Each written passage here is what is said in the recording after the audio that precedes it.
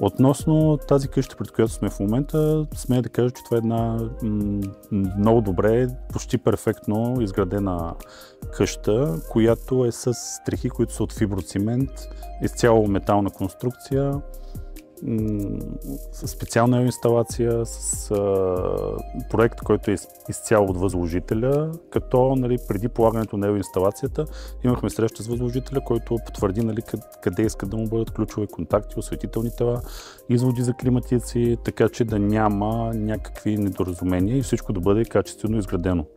Стараем се, доколкото е възможно да удовлетворяваме клиентите според това, което ние правим. Тоест, ние не правим абсолютно всичко, а до там, докъдето можем, защото нещата, които правим, ги правим качествено.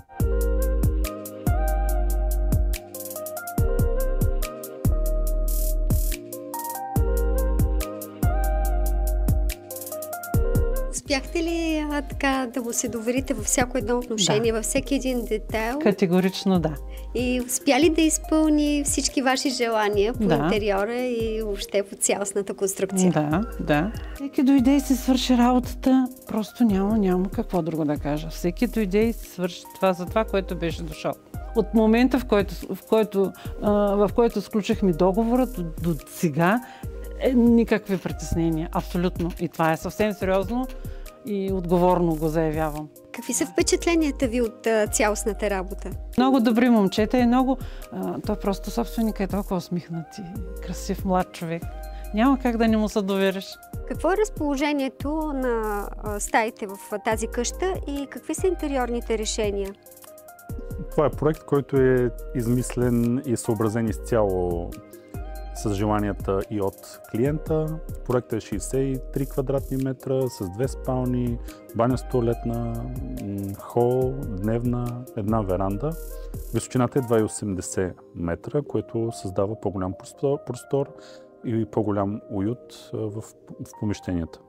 Кажете някои от предимствата на вашите къщи.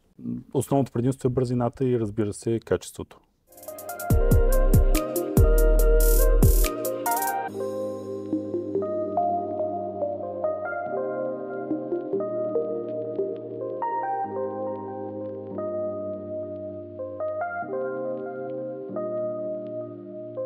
Приехте като човека, на когото мога да разчитам за всичко. Аз много искам да ти благодаря за доверието Възкреса, за това, че избра нас и се надявам, че сме успели да направим това, което ти искаше, по начина, по който го искаше. Усмивката ми е до тук, до ушите, нали виждаш?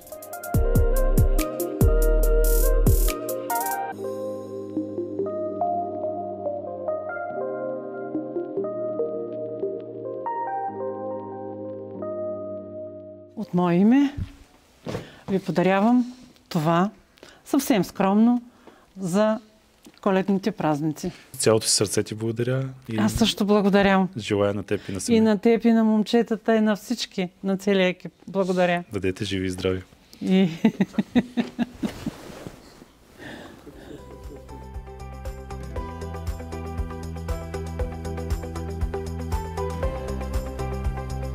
Господин Кисьов, какво предстои през следващата 2026 година и в какви посоки ще се развивате? Доста съм развълнуван от това, което предстои през следващата година. Началото ще започнем с една страхотна къща в град Сандански от олекотена стомана, която е 130 квадратни метра. Всъщност това е село Мари Костиново, ако трябва да съм по-точен. Използвам момента да кажа здравей на Руми и на Алан. Те са от Съединените американски щати и се довериха на нас, за да изградим тяхната конструкция.